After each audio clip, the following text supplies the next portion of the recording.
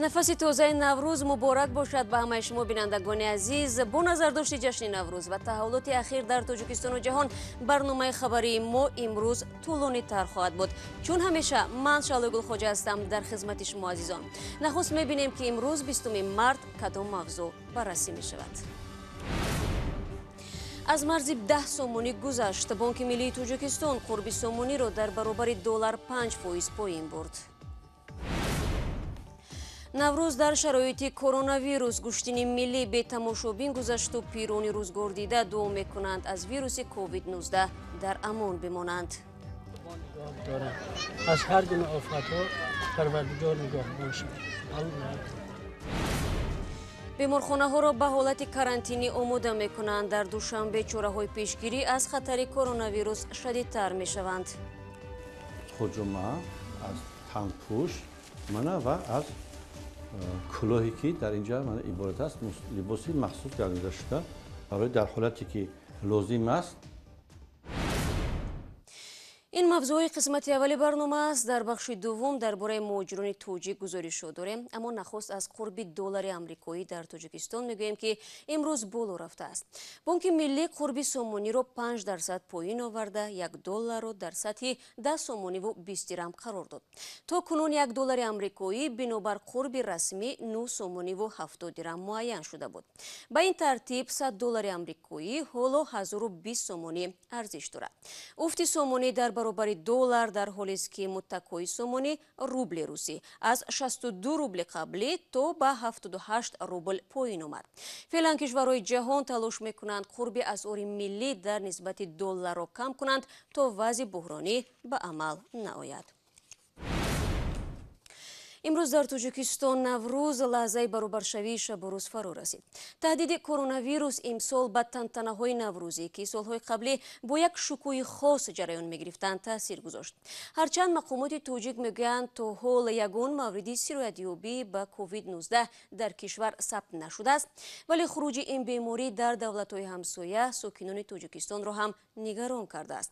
барномаҳои наврӯзӣ дар Душанбе имрӯз аз мусобиқаи ҷумҳуриявии гӯштини миллӣ бо تعداد اندک مخلصان آغاز گردید. همکاران ما رقابت پهلوانان را تماشا کردند. مسابقه گوشتینگیران در نوروزگاه بیشتر به تمرین مانند بوده، بسیاری ها گمان کردند که مسابقه در محل دیگری صورت میگیرد. اما سهراب اکبرشاه سرداور مسابقه میگوید که پهلوانان 8 دسته از مناطق مختلف تاجیکستان صبح 20 مارت محض در همین جا برای دریافت شاه جایزه مسابقه وارد رقابت شده‌اند. شاه جایزه برای وزن مطلق اتومبیل پیش بینی کرده است که فردا در دور فینالی البته ما شاهد البته گرفتن شاه جایزه خواهیم گردید. سهراب اکبرشاه امیدوار است که در مرحله نهایی مخلصان بیشتر میشوند. اما خیرالله عزتوف مخلص گوشتی ملی و در گذشته سرمربی تیم منتخب گوشتی ملی تاجیکستان بر این نظر است که احتمال مخلصان و ساکنان دوشنبه درباره این مسابقه اطلاع دقیق نداشتند. هرچند به اعتقاد او سر و صداها درباره بیماری کووید 19 نیز در این زمینه اثر گذاشته است. حاضر در این وضعیت مشکلی هم میدونه که من کسلی سببگار شده است. مخلص کمتر است. در نوروزگاه شهر دوشنبه برای 15,000 تماشابین جای نشست وجود دارد، اما تعداد مخلصان در مسابقه امروزه از 500 و 600 نفر بیشتر نبود.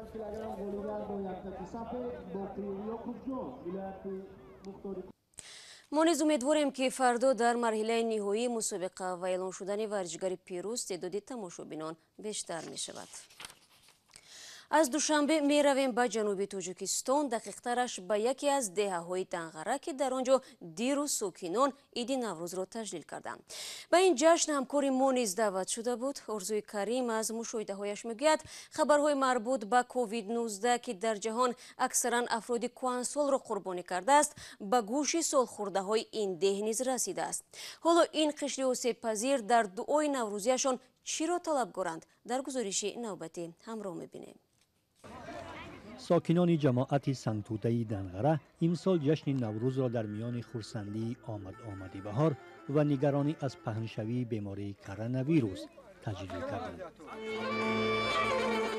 دهه بلکدشت میزبان این جشن نوروزی بود و ساکنان دهه‌های قزانگذر و تویتاش نیز در آن اشتراک داشتند.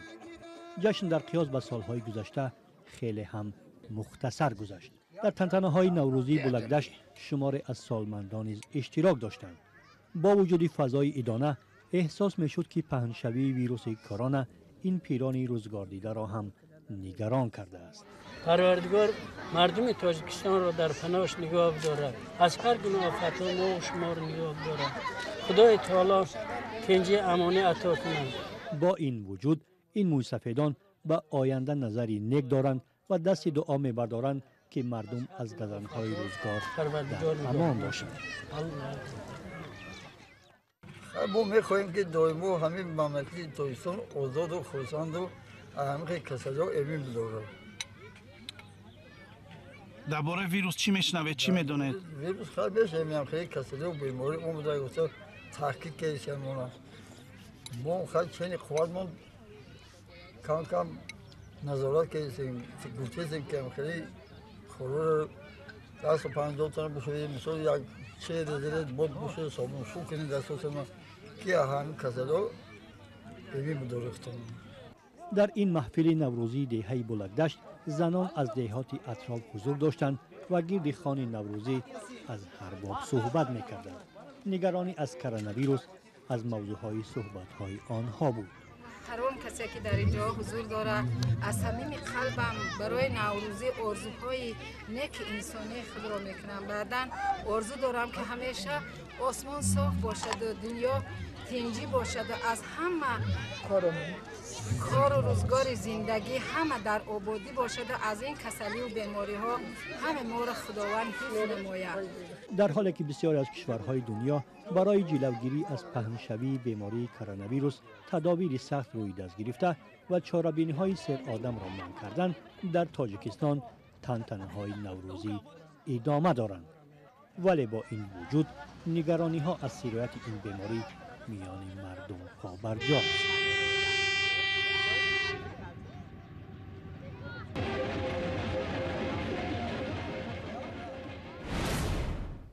شما برنامه خبری رادیو озодӣ رو тамошо доред. در دوشنبه چوره‌های پیشگیری از خطرهای کرونا ویروس شدیدتر می‌شوند. سازمان جهانی تندرستی با ارسال یک نامه به حکومت تاجیکستان توصیه داده است که از برگزاری چوره‌بینی‌های عمومی خودداری کند. این سازمان تاکید کرده است که محض چنین معرکه‌ها می‌توانند به گسترش این بیماری باعث شوند. در همین حال وزارت تندرستی تاجیکستان هم گفت چند بیمارخانه را در کشور برای به حالت کارانتینی فرا گرفتن ساکنان омода кардааст. калонтарин беморхонаи шаҳр истиқлол ҳам тақрибан пурра аз беморон холӣ карда шуд. Амриддин Олимов гузориш медиҳад. масъулони вазорати тандурустии кишвар гуфтанд беморхонаи истиқлолро ба ҳолати карантинӣ омода карда истоданд. биноҳои асосии табобатии ин беморхона аз беморон холӣ карда шуда истодааст. бемороне ки шифо ёфтанд онҳоро рухсат мекунанд ва бемороне ҳам ки бояд табобатро идома бидиҳанд ба дигар беморхонаҳои шаҳр интиқол дода мешаванд. корҳои поккорӣ ё дезинфексионӣ дар беморхона идома дорад ва шуъбаи қаблуи беморхона ҳуҷраҳои изоляториро омода кардааст ки дар он даромадгоҳҳо алоҳида ҳастанд ва ҳамчунин либосҳои махсус ва маводҳои доруворие омода карда шудаанд ки нафаре ки ба ҳолати карантинӣ қарор гирифта мешавад бо либосҳои махсус ва доруҳои аз пеш омода карда шуда онҳоро қабул мекунанд. аз худи ҳуҷума аз танпӯш мана ва аз кӯлоҳе ки дар инҷа мана иборат аст либоси махсус гардида шуда барои дар ҳолате ки лозим аст дар вақти ташриф овардани бемориҳое ки ҳозир COVID-19 мегӯянд ё ки коронавирус ба халқ маълум аст аз ин либос табиб ба бар карда ёрии аввалини худро то анҷом расидан ба ҳамин либос мегардад.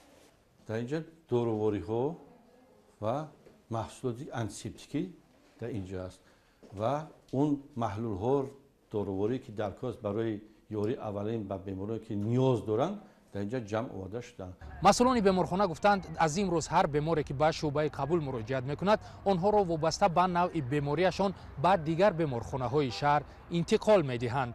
ҳамчунин дар дохили беморхона ҳуҷраҳое муҳайё карда шуданд ки дорои таҷҳизоти тиббӣ мебошанд ва дар ташнобҳои ин ҳуҷраҳо маводҳои дезинфексионӣ ва дастпоккунҳои як карата гузошта шудаанд. ҳамчунин имрӯз дар дафтари намояндагии созмони ҷаҳонии беҳдошт дар Душанбе як ҳамоиши онлайнӣ баргузор гардид ки дар он табибони чинӣ аз таҷрибаи худ ба ҳамтоёни тоҷикашон қисса карданд. ин мулоқоти онлайниро ки созмони ҷаҳонии тандурустӣ ва вазорати беҳдошти Тоҷикистон ташкил карданд, дар он ҳамчунин табибони тоҷик ба суолҳои худ дар робита ба пешгирӣ аз олудашавӣ ба коронавирус посух гирифтанд. ҳамаи мо медонем ки чораҳои пешгирикунанда дар кишвари чин хеле муваффақона анҷом ёфт. бар асоси оморҳои ахир имрӯзҳо ҳеҷ ҳолати сироятёбӣ дар ин кишвар мушоҳида намешавад. ҳоло чин яке аз кишварҳои амн аз хатари сироятёбӣ ба COVID-19 гуфта мешавад.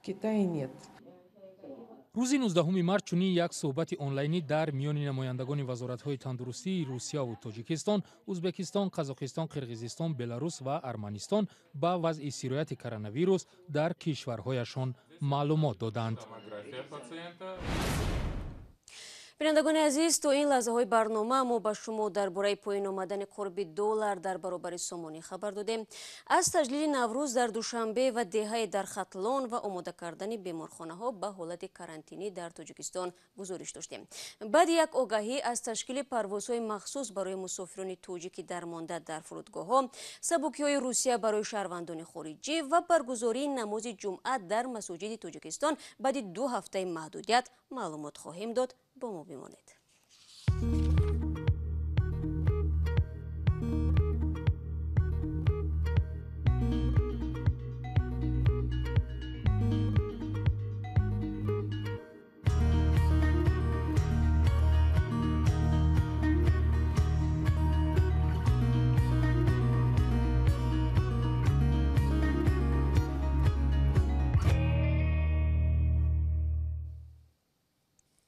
برنامه خبری رادیو озодӣ ادامه میدیم.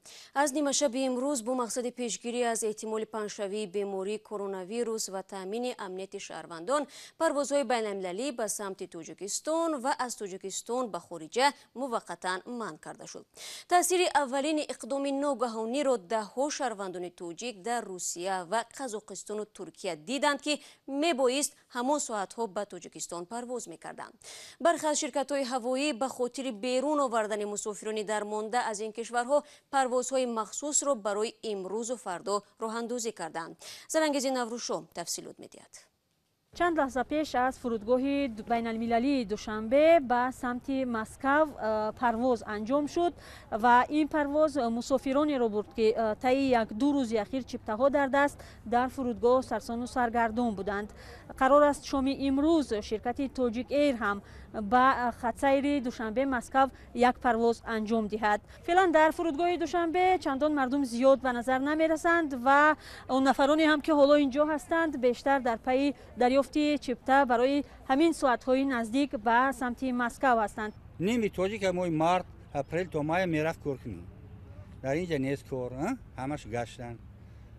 خیلی من ندیدم و آمدم بعضی همین آدما میگن که 6000 باشه میپریم.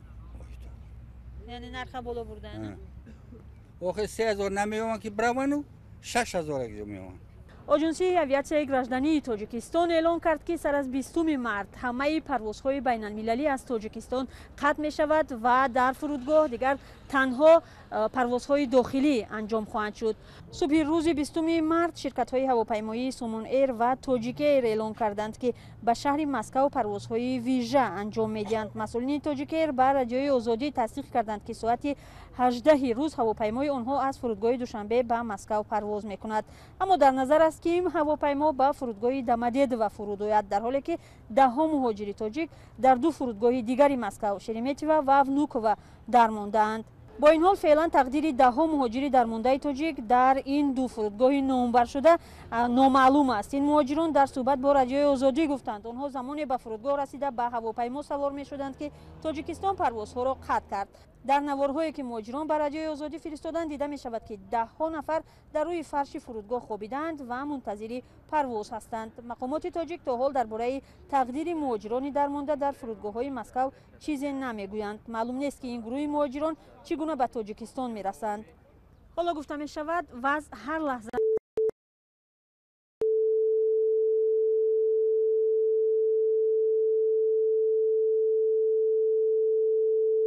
This is Radio Free Europe, Radio Liberty, Praha.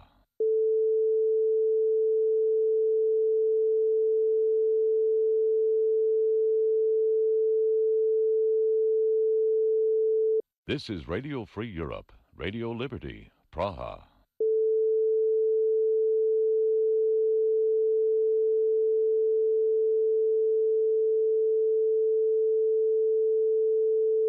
This is Radio Free Europe, Radio Liberty, Praha.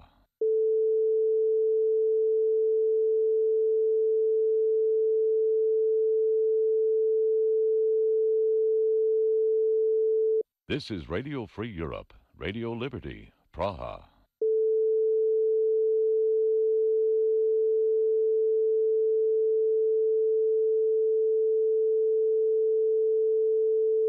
This is Radio Free Europe, Radio Liberty, Praha.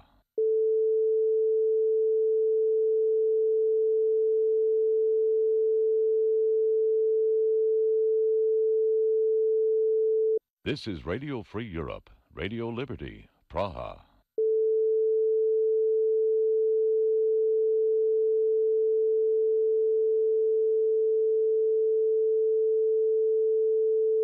This is Radio Free Europe, Radio Liberty, Praha.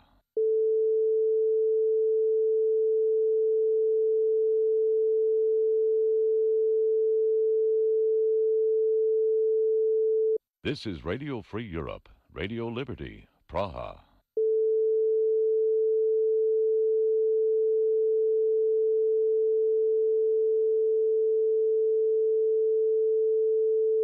This is Radio Free Europe, Radio Liberty, Praha.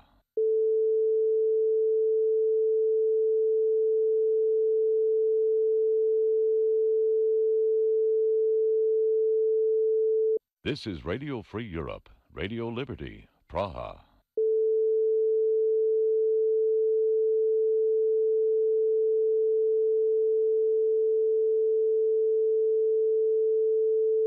This is Radio Free Europe, Radio Liberty, Praha.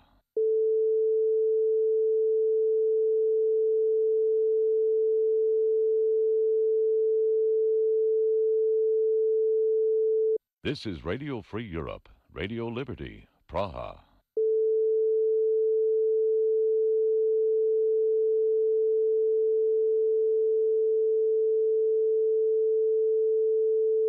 This is Radio Free Europe, Radio Liberty, Praha.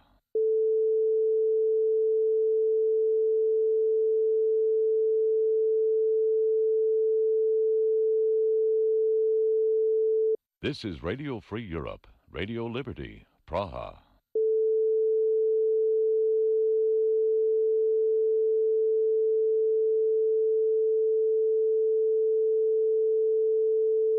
This is Radio Free Europe, Radio Liberty, Praha.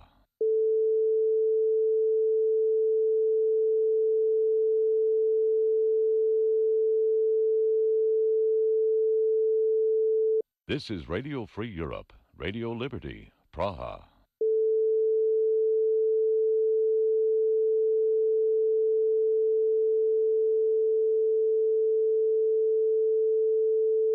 This is Radio Free Europe, Radio Liberty, Praha.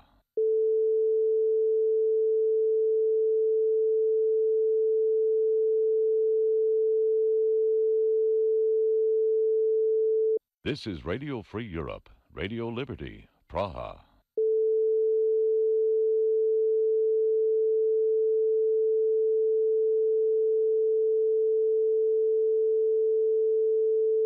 This is Radio Free Europe, Radio Liberty, Praha.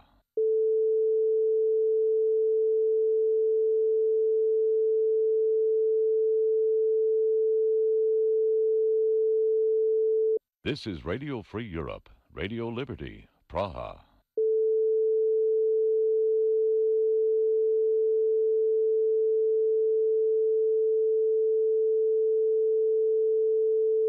This is Radio Free Europe, Radio Liberty, Praha.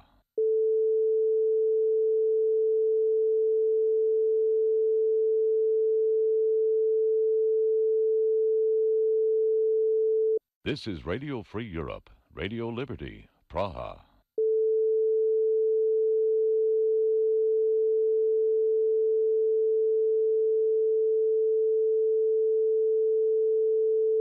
This is Radio Free Europe, Radio Liberty, Praha.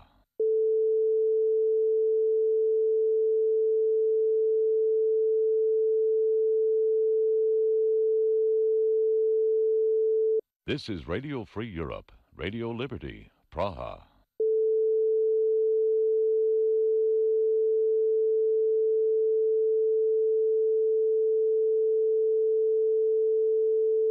This is Radio Free Europe, Radio Liberty, Praha.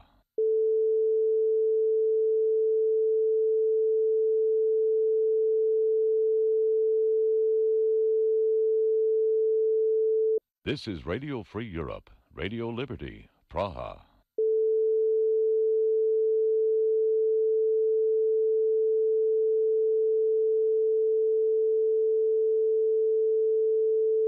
This is Radio Free Europe, Radio Liberty, Praha.